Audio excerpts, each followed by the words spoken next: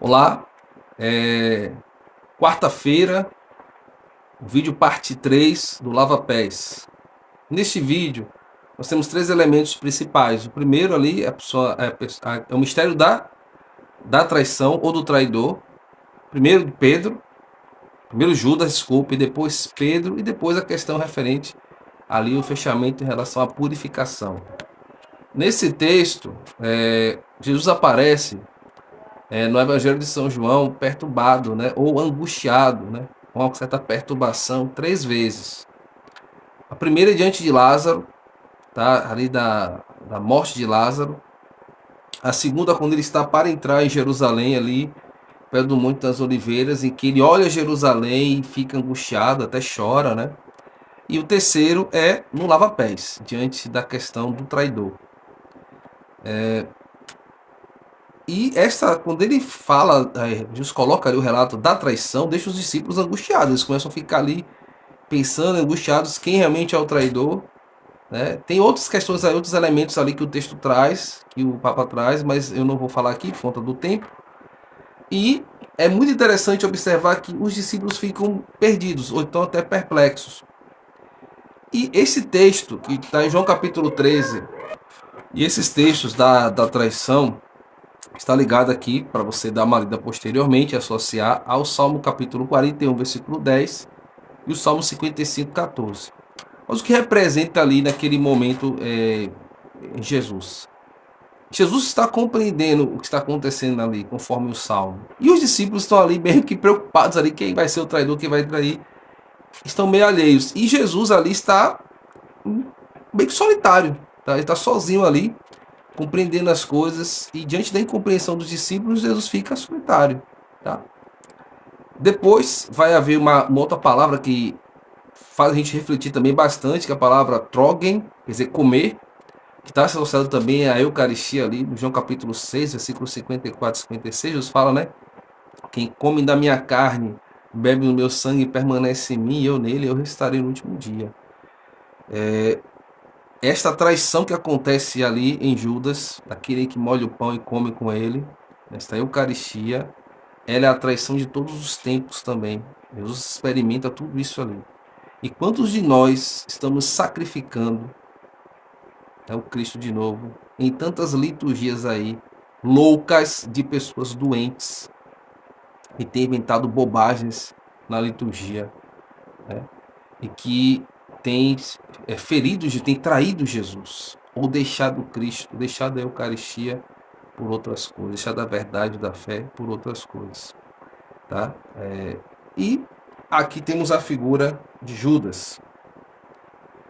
Judas é aquele que cuidava do dinheiro, né, da bolsa ali, e que tinha aquela preocupação ali com os dinheiros e tal.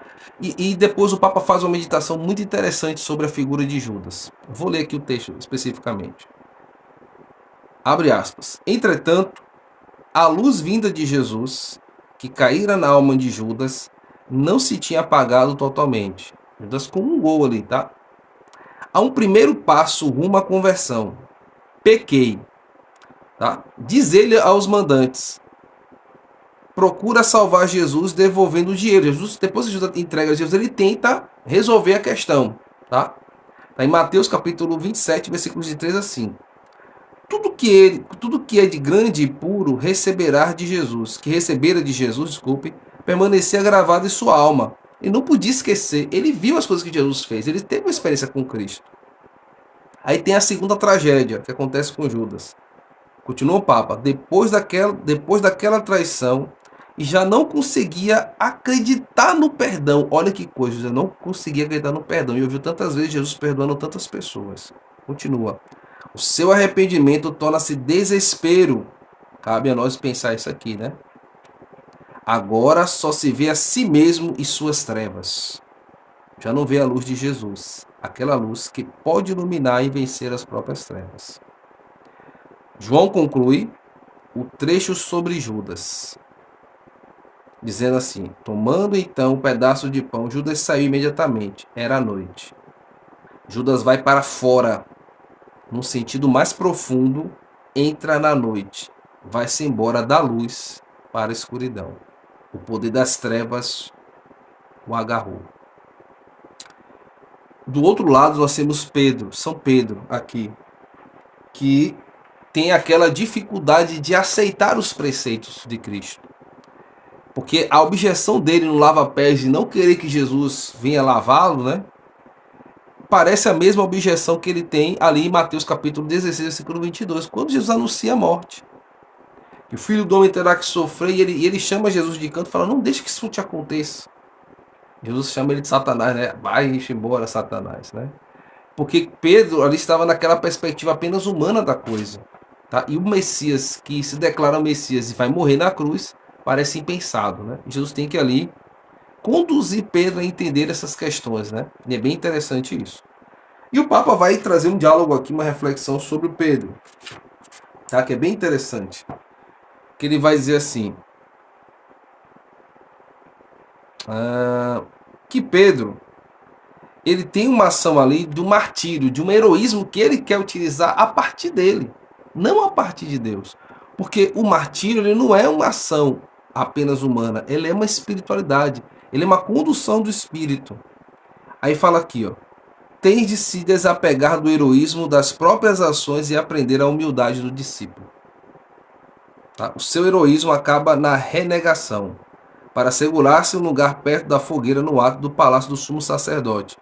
E você vai ver que esse heroísmo de Pedro vai descambar numa mesquinha forma de tática, de aprender a esperar sua hora. E além disso, tem uma questão aqui. Esse heroísmo de Pedro, esse falso heroísmo, vai desembocar na negação de Cristo. Olha o que fala. Em ambos os diálogos, trata-se fundamentalmente da mesma coisa. Não prescrever a Deus aquilo que ele deve fazer. Olha que interessante isso. Mas aprender a aceitá-lo, como se nos manifesta. Não querer elevar-se a si mesmo às alturas de Deus, mas na humildade do serviço, pouco a pouco, ser plasmado segundo a verdadeira imagem de Deus. Olha que interessante aqui. A Pedro, ser plasmado por Deus, não querer ditar normas a Deus. Quando estamos vivendo isso hoje, né? As pessoas querendo dar normas à igreja, mas não seguir as suas normas. Para finalizar este vídeo que ficou um pouco longo, tem a questão referente ao lava-pés. Ele remonta ao batismo, ato que acontecia na igreja ali, né? As pessoas eram batizadas no sábado, né? Sábado Santo, né? Remete ao domingo da ressurreição, na vigília pascal, e as pessoas eram batizadas ali. Também o lava-pés remonta também ao batismo, ser purificado, tá? Porém, por mais que o texto ali não fale do sacramento da reconciliação diretamente, nós sabemos que mesmo após esta purificação, nós precisamos, com o decorrer do tempo que nós pecamos, ser purificados. E aqui o sacramento da reconciliação, ele entra aqui positivamente como água que vai nos lavando as nossas impurezas, para que nós possamos realmente retornar aquilo que nós falamos nos 3 dados da vida interior, nesta graça santificante que nós recebemos. Tá? Amanhã estaremos mergulhando aqui no mistério da Eucaristia. Forte abraço, salve Maria.